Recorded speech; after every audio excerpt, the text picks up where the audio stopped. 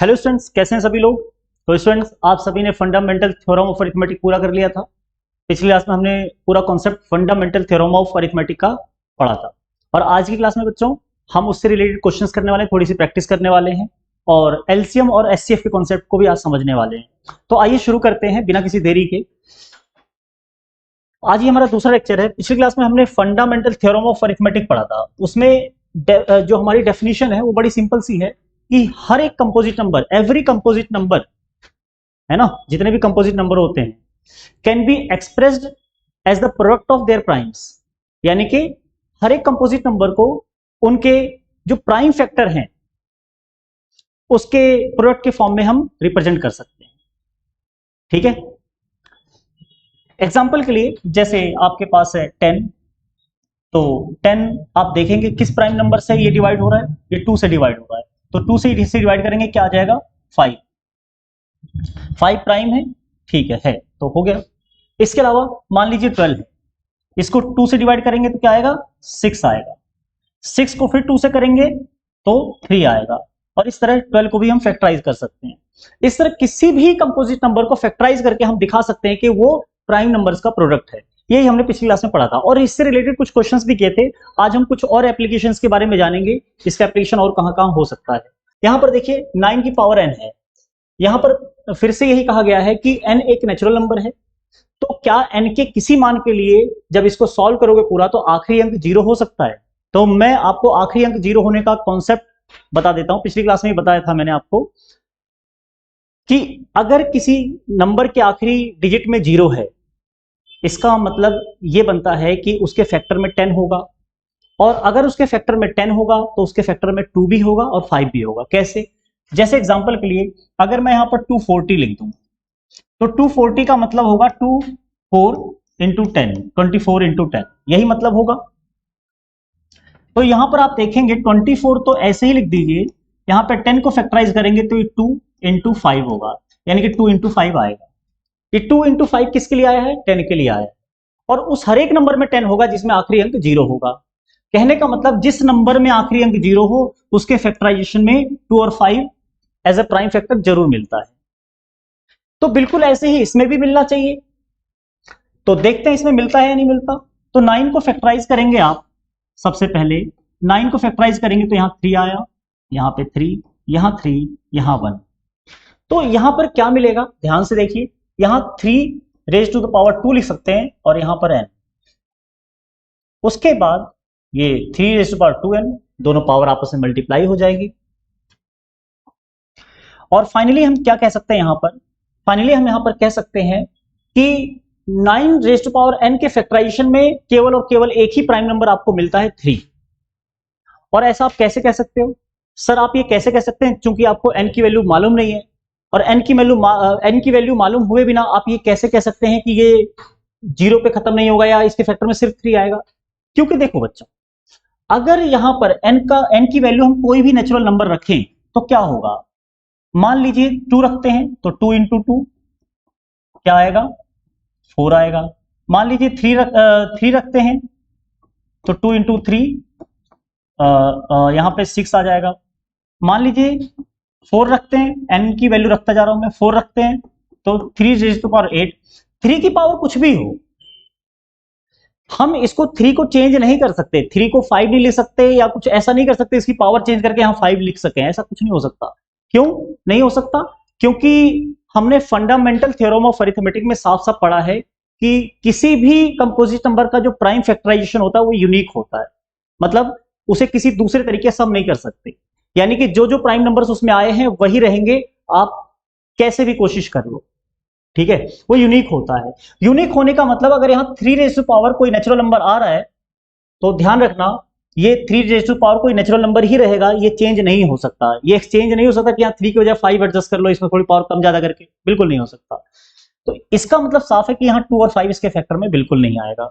Conclusion हम क्या निकाल सकते हैं, ये समझने के लिए था, ये पार्ट आपका रफ है समझने के लिए। यहां पर मैं आपको बता दूं कंक्लूजन यहां पर क्या निकलेगा। आप लिखेंगे since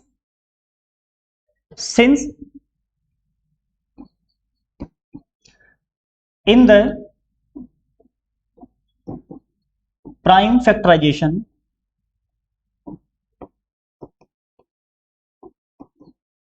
of 9 raised to power n,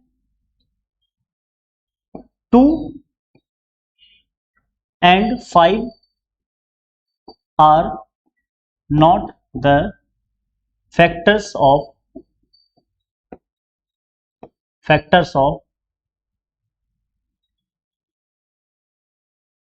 2 and 5 are not the factors of 9 raised to power n.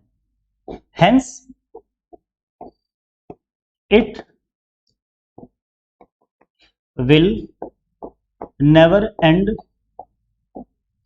with digit 0. इसलिए 0 डिजिट पे कभी खत्म नहीं होगा, क्योंकि अगर 0 डिजिट पे खत्म होता तो इसके प्राइम फैक्टराइजेशन में 2 और 5 आना चाहिए, और यहां से हम देख के कह सकते हैं कि 2 और 5 इसके प्राइम फैक्टराइजेशन में बिल्कुल नहीं आएगा. बात क्लियर है? यहां तो कोई डाउट तो नहीं? चलिए इसे आप नोट कर लीजिए, और इसके बाद हम बढ़ते हैं अगले क्वेश्चन पे. अगला क्वेश्चन है, show that 8 raised to power n can never end with digit 0 for a natural number n. इसको भी बिल्कुल ऐसे ही हम फैक्टराइज करके देखेंगे. ये देखिए, 8 को पहले फैक्टराइज कर लीजिए, 2 यहां 4, 2 यहां 2, 2 और यहां पर 1. ठीक है, इसके बाद यहां पर 8 रेज़्ड टू पावर n है आपके पास. इसको हम लिख सकते हैं 2 raised to the power 3 and n, then 2 raised to the power 3n. ठीक है, और यहां पर आप देख सकते हैं कि 2 तो है इसके प्राइम फैक्टराइजेशन, लेकिन 5 नहीं है. फिर से क्या कम रह गया? इस बार 5 रह गया. तो बस वही प्रॉब्लम आप यहां पर लिखे और पता है कि ये भी कभी 0 पे खत्म नहीं होगा. तो आप लिखेंगे since in the prime factorization of 8 raised to power n, 5 यहां पर नहीं है, 2 तो है, 5 नहीं. तो 5 is not one of the factors, 5 is not one of the factors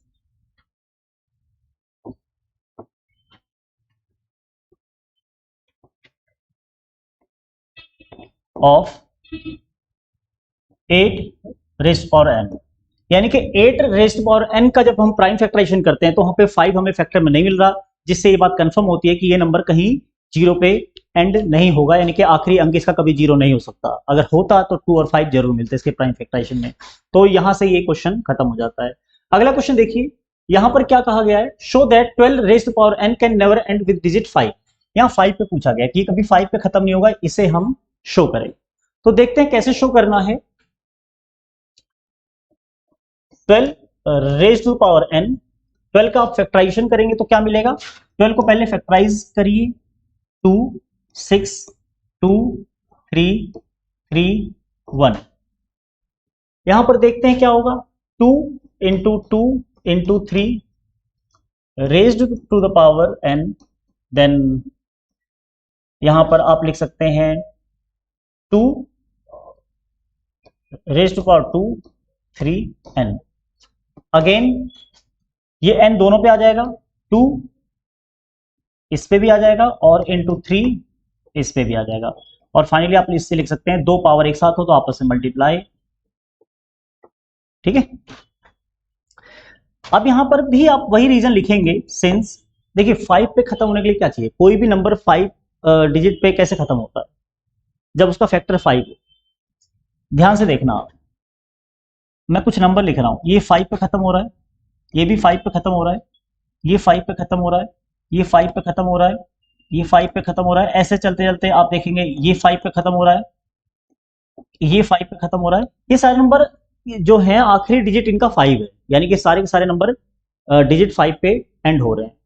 तो इन सब में एक खूबी भी आपको मिलेगी कि ये सारे नंबर 5 से डिविजिबल होंगे. 5 से डिविजिबल होने का मतलब है 5 क्या होगा, इनका एक फैक्टर होगा. आप इनका फैक्टराइजेशन करेंगे तो आपको 5 जरूर मिलेगा.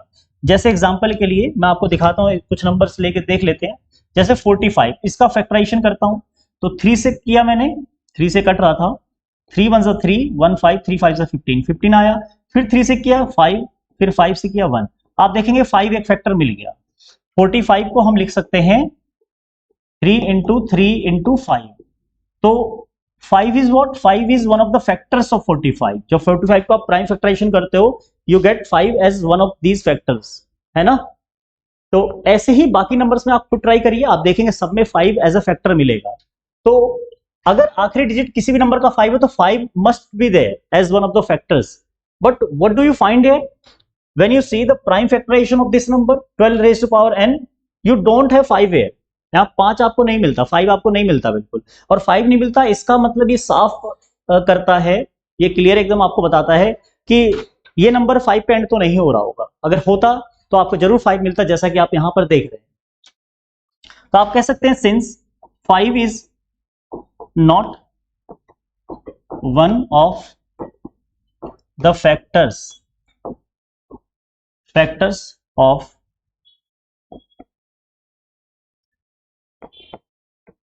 12 raised to power n, therefore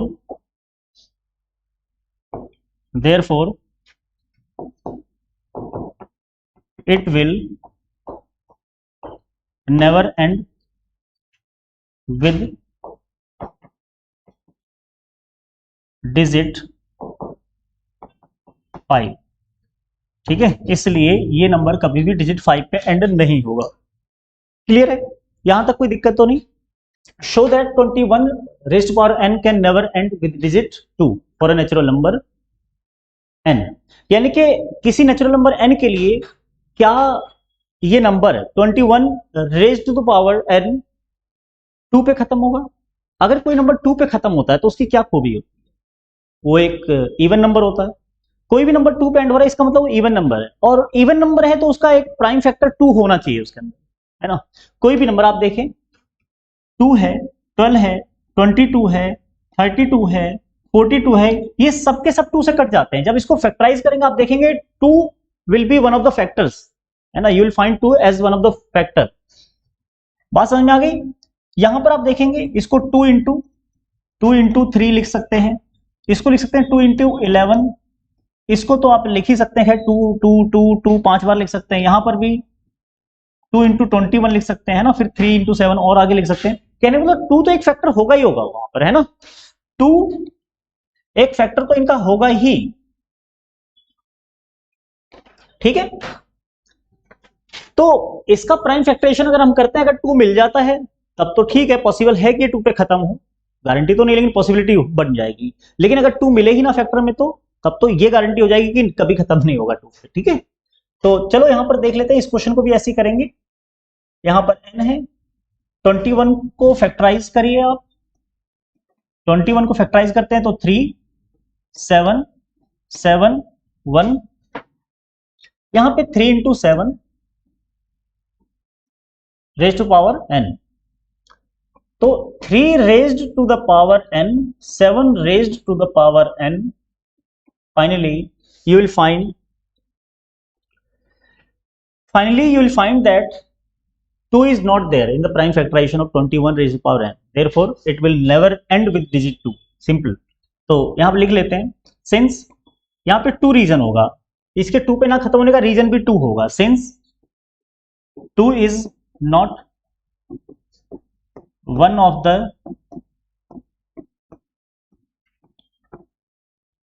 the factors of 21 है ना, हाँ 21 raised to power n, therefore it will never end with digit 2, इसलिए ये डिजिट 2 पे कभी खत्म नहीं होगा। बात समझ में आ गई? एकदम सिंपल है। अगर ये डिजिट 4 कहता तो भी हम 2 चेक करते, ऐसा नहीं कि 4 कहता तो हम 4 चेक करते। 4 is not a prime number. सी 2 हो, 4 हो, 6 हो या 8 हो या 0 हो, लास्ट डिजिट कुछ भी हो तो उसमें 2 एक फैक्टर होना चाहिए, क्योंकि ये इवन नंबर्स है। और 0 होने पे तो 2 होना ही चाहिए, 5 भी होना चाहिए, दोनों होना चाहिए, ठीक है ना। तो ये क्वेश्चंस अगर आपके एग्जाम में आता है तो उम्मीद करता हूं बहुत अच्छे नंबर आपके आने वाले, मतलब पूरे नंबर मिलने वाले, इसमें कोई गड़बड़ नहीं होनी चाहिए, ठीक है ना। आपको एक्जैक्टली ऐसे ही करना है, पूरे नंबर मिलेंगे। कॉन्सेप्चुअली भी बिल्कुल वही मेथड जो आपका एनसीईआरटी में प्रिस्क्राइब्ड है उसी से किया गया है। यहां पर आपको बताना है explain why 3 into 5 into 7 into 11 plus 7 is a composite number. ये भी फंडामेंटल थ्योरम ऑफ अरिथमेटिक का एक एप्लीकेशन है। चलिए देखते हैं कैसे करना कैसे है। यहाँ पे प्रॉब्लम है, ये प्रोडक्ट ऑफ प्राइम नंबर्स के फॉर्म में नहीं है। आप देखेंगे ये प्राइम है, ये प्राइम है, ये प्राइम है, ये प्राइम है, ये भी प्राइम है, लेकिन यहां पर प्रोडक्ट है, यहां पर प्रोडक्ट है, यहां पर प्रोडक्ट है, लेकिन यहां पर प्रोडक्ट नहीं है। ये क्या है? प्लस है। तो दिस इज द प्रॉब्लम। अगर ये प्लस ना होता तो हम बड़ी आसानी से कह पाते कि this is a composite number, अगर यहां भी मल्टीप्लाई होता। तो चलो इसको ठीक कर लेते हैं। क्या करना है इसमें मैं आपको बताता हूं। 3 इंटू 5 इंटू 7 इंटू 11 प्लस 7। सबसे पहले 7 इसमें से कॉमन आ जाएगा। कैलकुलेशन को आसान करके हम इसे फैक्टराइज करेंगे। तो यहां बचा 3 इंटू 5 इंटू 11 और प्लस 1। 7 मैंने यहां से कॉमन लिया तो ये 7 यहां से गायब हो गया, ये रहा। और यहां से कॉमन लिया तो ये 1 बन गया। ठीक है।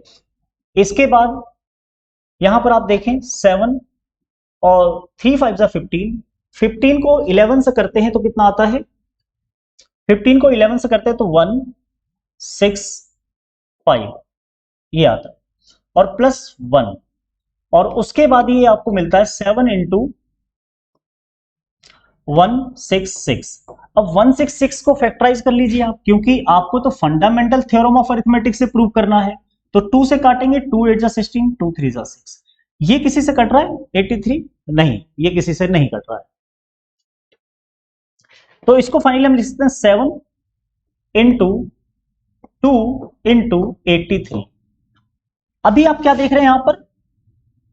अभी आपको यहां पर क्या देखने को मिलता है कि ये तीनों के तीनों क्या हैं? प्राइम नंबर्स हैं। ये तीनों क्या हैं? ये तीनों क्या हैं? ये तीनों प्राइम नंबर्स हैं, है ना। इन तीनों के प्राइम नंबर्स होने का मतलब क्या है कि हमने इस नंबर को प्रोडक्ट ऑफ प्राइम्स के फॉर्म में रिप्रेजेंट कर दिया है। और जब कोई नंबर प्रोडक्ट ऑफ प्राइम्स के फॉर्म में रिप्रेजेंट हो सके, इसका मतलब ये निकलता है कि वो एक कंपोजिट नंबर है।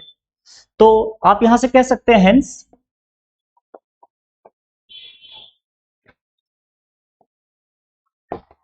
यूजिंग द फंडा, आप ऐसा भी लिख सकते हैं और डायरेक्ट भी कह सकते हैं, कोई ऐसी दिक्कत नहीं है। Using the fundamental theorem of arithmetic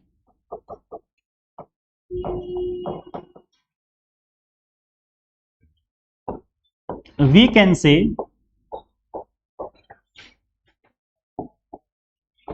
it is a composite number, composite number। ठीक है, इजी है, बिल्कुल सिंपल है ये क्वेश्चंस। बस एक बार समझने की जरूरत है, उसके बाद आपका सारा कॉन्सेप्ट क्लियर हो जाएगा और कोई भी प्रॉब्लम किसी क्वेश्चन में नहीं होगी।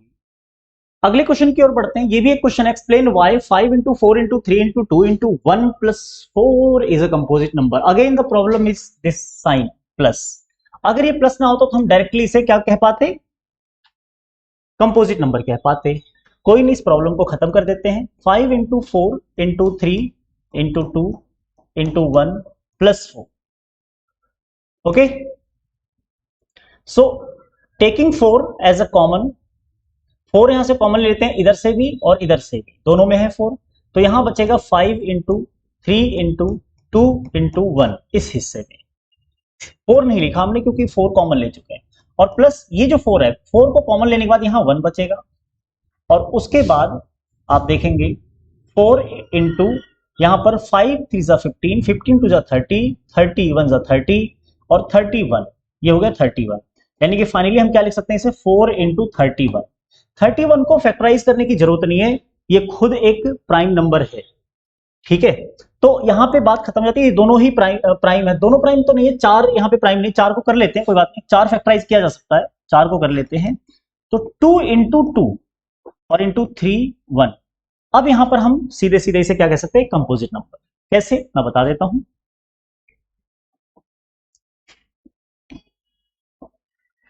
Hence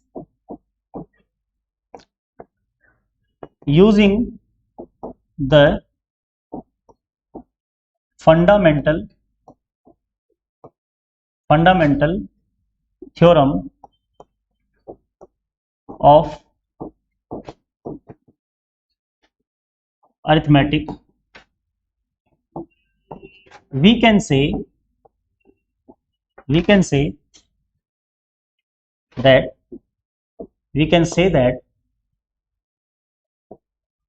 it is a composite number. क्यों? क्योंकि इसको हम रिप्रेजेंट कर चुके हैं रूट ऑफ प्राइम्स की फॉर्म में, है ना. It is a composite number. So easy, है ना. बढ़ते आगे. LCM and HCF using fundamental theorem of arithmetic. Fundamental theorem of arithmetic का यूज करके हमें एलसीएम और एचसीएफ कैसे निकालना है इसको यहां पर समझेंगे. एग्जांपल के लिए हमारे पास मान लीजिए क्वेश्चन है 80 और 128, इनका क्या निकालना है? एलसीएम और एचसीएफ. कैसे निकालना है? अप्लाइंग प्राइम फैक्टराइजेशन मेथड, या इसे आप कह सकते हैं फंडामेंटल थ्योरम ऑफ अरिथमेटिक, क्योंकि उसमें भी हम प्राइम फैक्टराइजेशन ही करते हैं. तो सबसे पहले आपको करना क्या है? 80 जो पहला नंबर है उसको लीजिए, उसको फैक्टराइज करिए. 40 2 से फिर काटेंगे, 2 2 जा 4 0 2 2 1 जा 2 0 2 2 5 जा 10 5 1. ठीक है. और ऐसे ही आप दूसरे नंबर को फैक्टराइज करिए. 128 इसको भी फैक्टराइज कर लिया. 2 6 4 2 3 2 2 1 6 2 8 2 4 2 2 2 फिर उसके बाद 2 1. दोनों नंबर ही फैक्टराइज हो चुके हैं. अब इसके बाद आप इसे लिख लीजिए इधर पे 80. यहाँ पे 2 कितनी बार है? 4 बार. तो इसे 2 की पावर 4 इंटू 5 लिख सकते हैं, 5 की पावर 1. और बिल्कुल ऐसे ही 128 को हम क्या लिख सकते हैं? 2 की पावर 7, है ना. 2 7 टाइम्स है वहां पर. ठीक है. इस तरह लिखने के बाद हम बात करते हैं एचसीएफ की. तो एचसीएफ में हम क्या करते हैं? एचसीएफ में हम सिर्फ उन्हीं प्राइम फैक्टर्स को लेते हैं जिनकी पावर छोटी है. आप देखेंगे 2 की पावर यहां पर 4 है और यहां पर 7 है. छोटी कौन सी पावर है? 4, है ना. तो हम 2 की पावर 4 को लेंगे, यानी कि छोटी पावर वाले नंबर को हम लेंगे. छोटी पावर यहां पर क्या है? 4, ध्यान रखना. 2 की पावर 4. 5 की पावर यहां पर क्या है? 1, और यहां 5 की पावर 0 है ही नहीं. यहां 5 की पावर, तो छोटी पावर 0 है, मतलब वो लेना नहीं है, क्योंकि किसी की पावर 0 हो तो वैल्यू वैसे भी 1 हो जाती है. और 1 को 2 की पावर 4 से मल्टीप्लाई करेंगे तो कोई फर्क नहीं पड़ेगा. तो आंसर क्या आया? आंसर आ गया आपका 16. एलसीएम निकालते हैं. एलसीएम निकालने के लिए आपको बड़ी पावर लेनी है. 2 की बड़ी पावर क्या है? यहां पर 4, यहां 7, तो 2 की बड़ी पावर 7 है, तो इसको लेंगे. मल्टीप्लाई में 5 की बड़ी पावर, यहां 5 की पावर 1, यहां 0, तो बड़ी पावर ये है 5 की पावर 1, हम 5 की पावर 1 लेंगे. और यहां पर 2 की पावर 7 कितना होता है? आपका 128. इसमें आ ही रहा था 2 की पावर 7 128 होता है. उसको 5 से और मल्टीप्लाई करना है आपको. तो 128 को 5 से मल्टीप्लाई करते हैं. 5 8 जा 40, 4 5 2 जा 10 10 4 14 14 4 कैरी 1 5 1 6 640.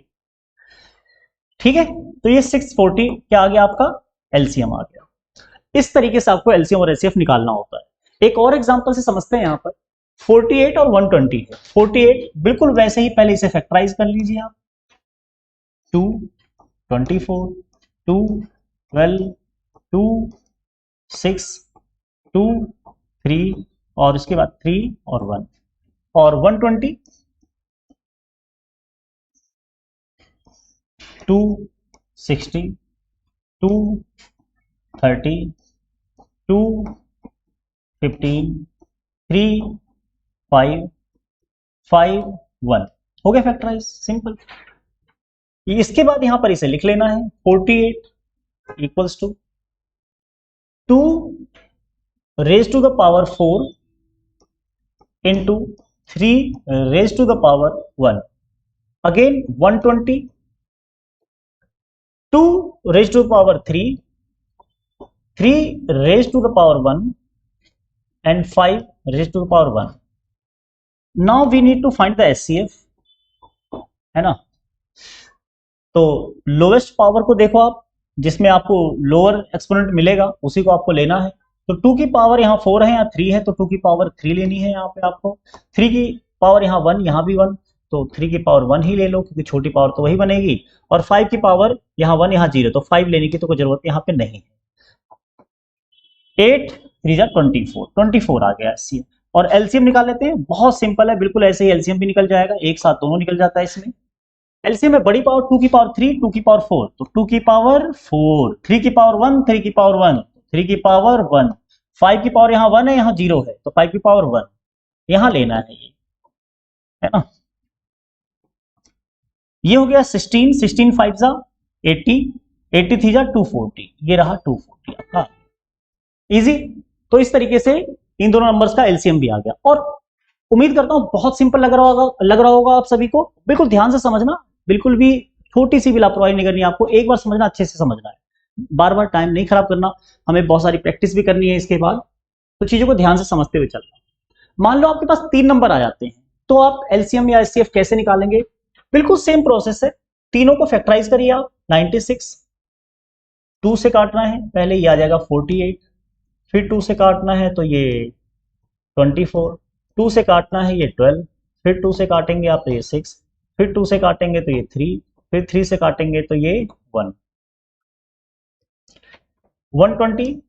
ये तो अभी किया था मुझे लगता है आपने, नहीं नंबर में थोड़ा सा फर्क है, यहाँ 60, 2 से ये 30, 2 से ये 15, ये 3 से ये 5, 5 से ये 1, और फिर यहाँ पर 264, यहाँ 2 से काटेंगे तो 132, फिर 2 से काटेंगे तो 2 6 12, 1 2 6 12, फिर 2 से काटेंगे तो 33, अब 2 से तो कटेगा नहीं, 3 से कटेगा, 3 से काटेंगे तो 11, अब ये किसी से कटना नहीं, 11 से काटेंगे तो 1, ये हो गया। इनको बिल्कुल वैसे ही लिखेंगे जैसे पहले लिख रहे थे, 96 equals to 2 raise to the power 5 and 3 raise to power 1, 120 raise to the power 3, 3 raised to the power 1, 5 raised to power 1, 264, 2 raised to power 3, 3 raised to power 1 into 11। अभी हमें निकालना है एचसीएफ। एचसीएफ के लिए छोटी पावर, 2 की power यहाँ 5 है, यहाँ 3 है, यहाँ 3 है, तो 2 की पावर 3 सबसे छोटी होगी, 3 की पावर यहाँ 1, यहाँ 1, यहाँ 1, तो 3 की पावर 1 ही रहेगी, 5 की पावर तो है ही नहीं, ठीक है, तीनों में है ही नहीं, तो यानी कि तीनों में नहीं है मतलब कहीं बाकी जगह 0 होगी जहां नहीं है। 11 की पावर भी ऐसी है, बाकी जगह है ही नहीं तो 0 होगी। तो यहाँ पर 8 3 24, इसका एचसीएफ भी 24 आया। और एलसीएम क्या आएगा जरा ध्यान से समझना, एलसीएम को बिल्कुल ध्यान से समझना है। यहाँ पर एलसीएम क्या आएगा, बड़ी पावर आपको लेनी है तो बड़ी पावर ले लेते हैं, 2 की बड़ी पावर है 5, तो बड़ी पावर वाले नंबर्स को हम ले रहे हैं यहाँ पे, 3 की पावर 1 ही रहेगी, 5 की पावर 1 और 11 की पावर 1। 2 की पावर 5 32 होता है, 32 को 5 से मल्टीप्लाई करें तो कितना होता है, 32 को 5 से मल्टीप्लाई करेंगे तो 160 होता है ना, 160। 160 को 11 से करेंगे तो कितना होगा, 160 को आप 11 से मल्टीप्लाई करेंगे तो कितना होगा, ये होगा आपका 176, ठीक है ना, ये 176 हो गया, और एक जीरो लगा लीजिए लास्ट में क्योंकि जीरो भी है, तो 17, ठीक है। और उसका ये 3 बाकी, अभी 3 से मल्टीप्लाई करना बाकी, इसको 3 से करेंगे तो 0, 3 6 जा 18, कैरी 1, 3 7 जा 21, 22, 2 3 1 जा 3, 5, 5 2 8 0, तो एलसीएम आ गया 5280, ठीक है, कोई दिक्कत तो नहीं इसमें, इजी है। तो इस तरीके से एलसीएम और एचसीएफ बड़ी आसानी से आप लोग निकाल सकते हैं। चलिए आगे बढ़ते हैं, relation between the numbers and their LCM and HCF, इनके बीच में रिलेशन क्या होता है, तो मैं आपको बता दूं, बड़ा सिंपल सा रिलेशन होता है। मान लो आपके पास 2 पॉजिटिव इंटीजर है, let A and B, B 2 positive integers, 2 positive integers, ठीक है। मान लीजिए ए और बी 2 पॉजिटिव इंटीजर्स हैं, तो यहां पर अगर मैं ए और बी के एचसीएफ को, एचसीएफ किसका, ए और बी का, और एलसीएम किसका, ए और बी का, ठीक है, मल्टीप्लाई कर दूं आपस में, तो ये पता है किसके बराबर होगा, ये ए और बी के प्रोडक्ट के बराबर होगा, यानी कि उन नंबर्स के जिन नंबर का एचसीएफ और एलसीएम है, यानी कि अगर आप दो नंबर लेते हैं, उसके एचसीएफ और एलसीएम निकालकर आपस में प्रोडक्ट उसका निकाल लेते हैं और उन दोनों नंबर को आपस में मल्टीप्लाई करते हैं, तो दोनों केस में रिजल्ट सेम आएगा। दोनों केस में रिजल्ट में कोई फर्क नहीं होगा, ठीक है, बिल्कुल सेम आएगा रिजल्ट। बात क्लियर हो गई, इसमें कोई डाउट नहीं। तो यहां से हम कुछ और कंक्लूजन भी निकालते हैं। जैसे मान लीजिए आपको एलसीएम दिया है, दोनों नंबर दिए हैं और एचसीएफ निकालना है, तो ऐसे केस में आपको प्राइम फैक्टराइजेशन यूज करने की जरूरत नहीं है, आप एचसीएफ डायरेक्ट निकाल सकते हैं। एचसीएफ निकालने के लिए क्या करें, दूसरी तरफ आप देखेंगे a इंटू बी लिखा है, ये एलसीएम इधर एचसीएफ के साथ मल्टीप्लाई में, अगर दूसरी तरफ आप ले जाएंगे तो क्या हो जाएगा, डिवाइड। तो एलसीएम ए बी यहां पर हो जाएगा, ठीक है, इधर मल्टीप्लाई में था, दूसरी तरफ जाके क्या हो जाएगा, डिवाइड में हो जाएगा, ठीक है। इस तरीके से आप एचसीएफ निकाल सकते हैं अगर आपको एलसीएम दिया और दोनों नंबर दिए हैं। लेकिन मान लीजिए आपसे कहा गया है कि एलसीएम निकालो और एचसीएफ दिया है, तो कोई दिक्कत नहीं, करना क्या है, ये बिल्कुल फार्मूला ऐसे ही रहेगा, a इंटू बी ऐसे ही रहने दो आप, और यहां पर नीचे एचसीएफ लिखो।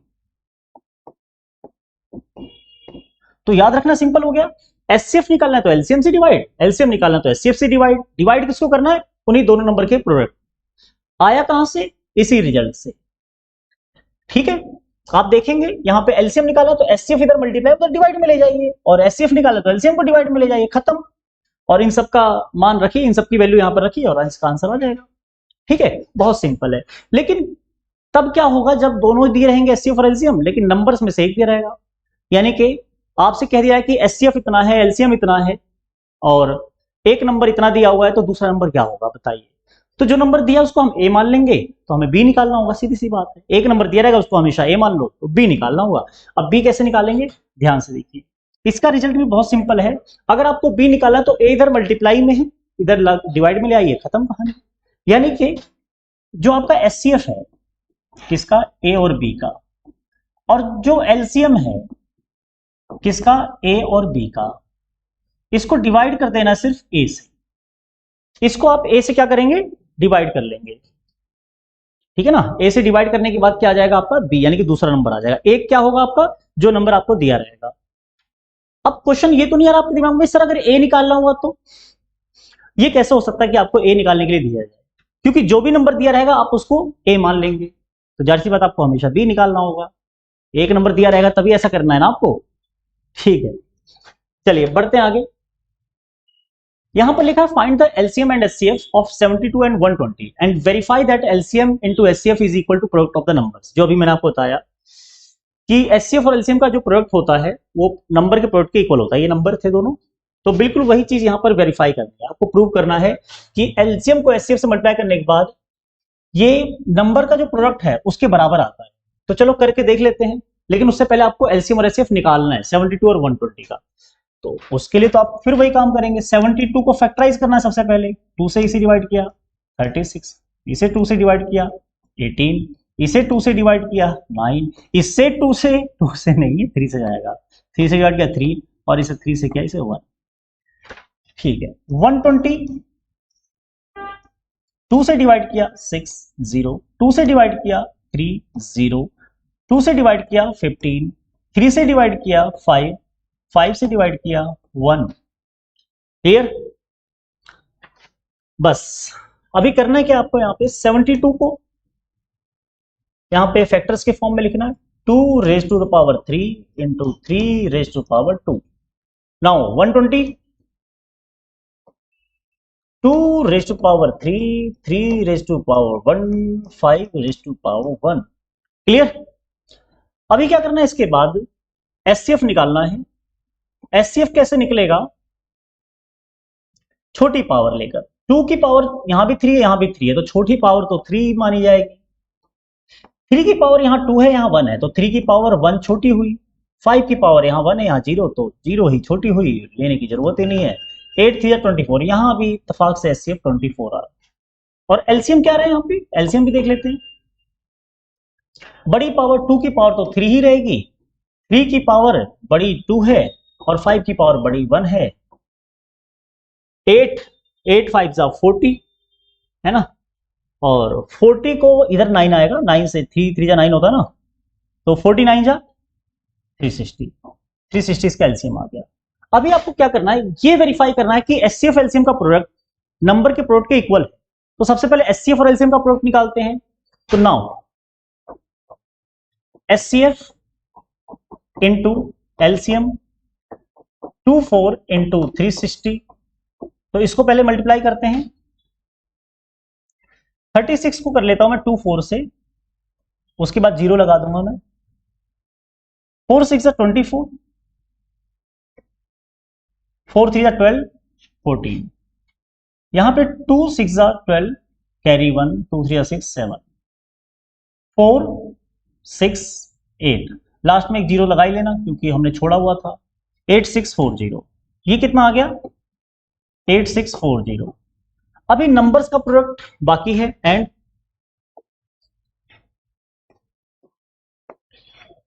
Product of the numbers.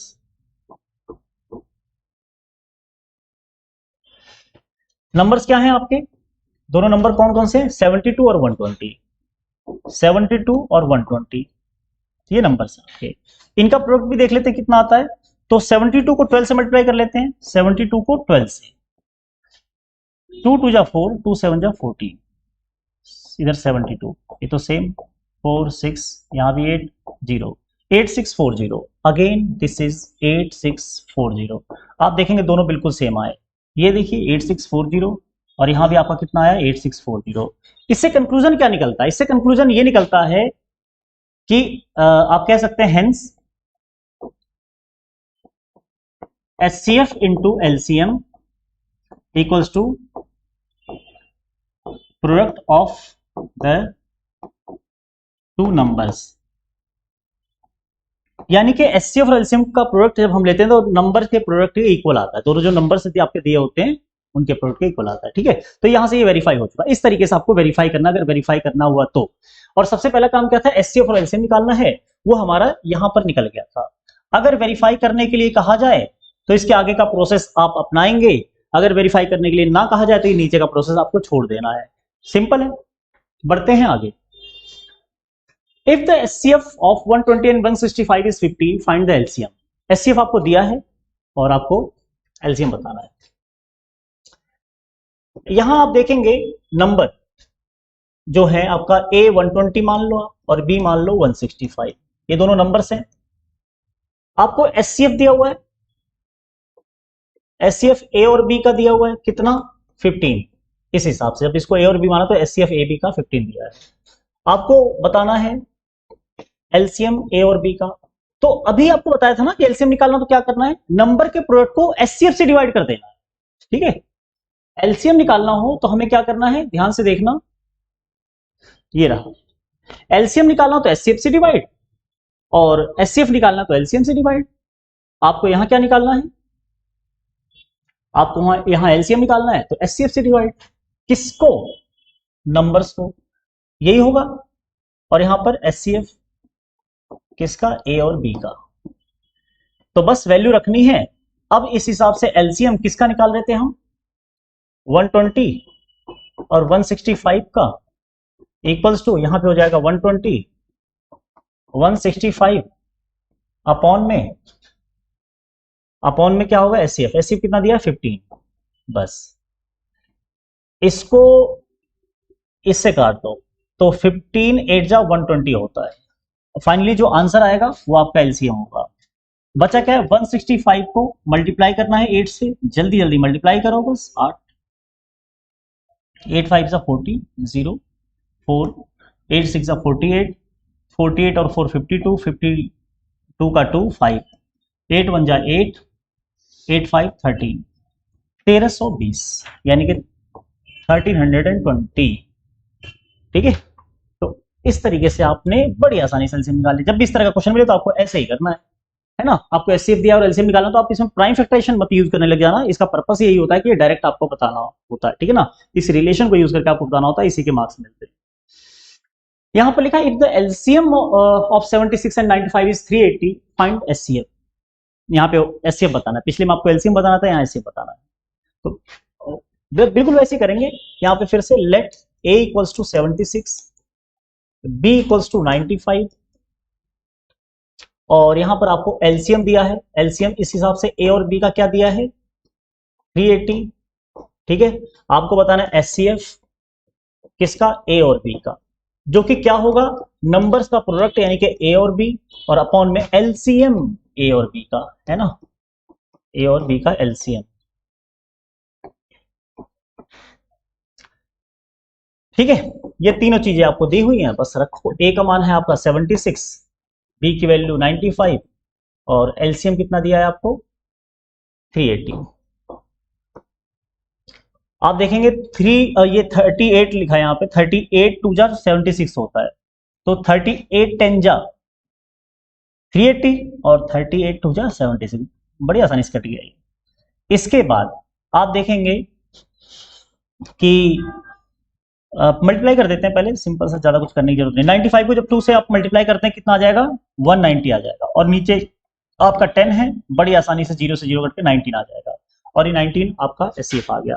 तो आप आंसर लिख सकते हैं, पिछले वाले में भी आंसर लिख लेना लास्ट में आप, हेंस द एचसीएफ किसका 76 और 95 का कितना होगा 90, ठीक है। इस तरीके से सिंपल एकदम आंसर आपको मिल जाएगा और पूरे नंबर मिल जाएंगे इसके। आगे बढ़ते हैं आखिरी क्वेश्चन की तरफ। ये आज का आखिरी क्वेश्चन होगा, HCF and LCM of two numbers are 24 and 140। If one of the numbers is 48 find the other. एक नंबर आपको दिया है तो दूसरा बताना है। देखिए, let the given number be a equals to 48, मतलब a मान लेते हैं उसे, है ना, एंड द अदर नंबर, दूसरा जो नंबर b, दूसरा नंबर हमारा b मान लिया हमने, ठीक है। ऐसे में आपको क्या दिया है एचसीएफ और एलसीएम दिया है, तो आपको एचसीएफ दिया है, ध्यान से देखेंगे, एचसीएफ दिया है किसका a और b का। इस a और b मानने के बाद आप इसे 24 लिख सकते हैं, और एलसीएम क्या लिख सकते हैं, ए और बी के एलसीएम को क्या लिख सकते हैं 144, ठीक है, 144 हम इसे लिख सकते हैं। आपको नंबर कौन सा दिया है, ए दिया है, आपको क्या बताना है बी, तो बी नंबर के लिए मैंने क्या बताया था कि दोनों के एचसीएफ और एलसीएम को मल्टीप्लाई करो, एलसीएम और एचसीएफ, तो एचसीएफ ए और बी का कितना है देखते हैं अभी, और एलसीएम, और यहां पर आपका ए, यही था फार्मूला। आप देखें ध्यान से, बी की वैल्यू निकालना कैसे बताया था, बी की वैल्यू यानी कि सेकंड नंबर, एचसीएफ ए और बी का, एलसीएम ए और बी का डिवाइड बाय ए, बिल्कुल ऐसे ही यहां पर करेंगे। अब यहां पे जो भी वैल्यूज दी हैं उन्हें रख दो आप। एचसीएफ आपको दिया है, कितना दिया है 24, एलसीएम दिया है 144, और पहला नंबर जो दिया है वो कितना दिया है 48। आप देखेंगे 24 1 जा 24, 24 2 जा 48, बड़ी आसानी से कट गया। 2 से ये भी कट जाएगा, 2 7 14 और 2 2s आर 72, तो ये 72 आ गया आपका, ठीक है। इसमें कोई डाउट तो नहीं, मुझे तो नहीं हो रहा अभी डाउट, मुझे लग रहा ठीक है, ठीक है, तो ठीक ही होगा। चलो, कोई भी दिक्कत लगे, कोई कैलकुलेशन में कुछ भी हो तो आप कमेंट करके मुझे बता दीजिएगा, है ना। अगर कुछ गलती हुई कहीं कैलकुलेशन में तो कमेंट करके जरूर बताइएगा। बाकी कुछ समझने में दिक्कत हुई तो उसके लिए भी कमेंट करिए, और अगर समझ में आया तो भी कमेंट करिए, ताकि मैं समझ पाऊं कि आप लोगों को किस हद तक चीजें समझ में आ रही है, कहां तक आप समझ पा रहे हैं, और क्या दिक्कतें आ रही हैं उससे भी मुझे जरूर अवगत कराना है आपको, यानी कि मुझे बताना है, ताकि मैं उस प्रॉब्लम को आपके सॉल्व कर सकूं। तो आज की क्लास के लिए स्टूडेंट्स इतना ही था। अगली क्लास में हम एनसीईआरटी की एक्सरसाइज को कंप्लीट करेंगे, तो अगली क्लास को बिल्कुल मिस मत करना, बस बहुत जल्दी अपडेट आपको मिल जाएगा। जिन्होंने अभी हमारी एप्लीकेशन डाउनलोड ना की हो, वो यूट्यूब के हमारे डिस्क्रिप्शन में जाके, जो किसी भी वीडियो के डिस्क्रिप्शन में आप जाएंगे तो टॉप में आपको हमारी एप्लीकेशन का लिंक मिल जाएगा, ज्ञानसूत्र। एप्लीकेशन को डाउनलोड करें अपने फोन में, ताकि आपको लेटेस्ट अपडेट अपने बोर्ड के बारे में, अपने एग्जाम के बारे में मिलती रहे। चलिए, अभी के लिए इतना ही, धन्यवाद, मिलते हैं अगली क्लास में।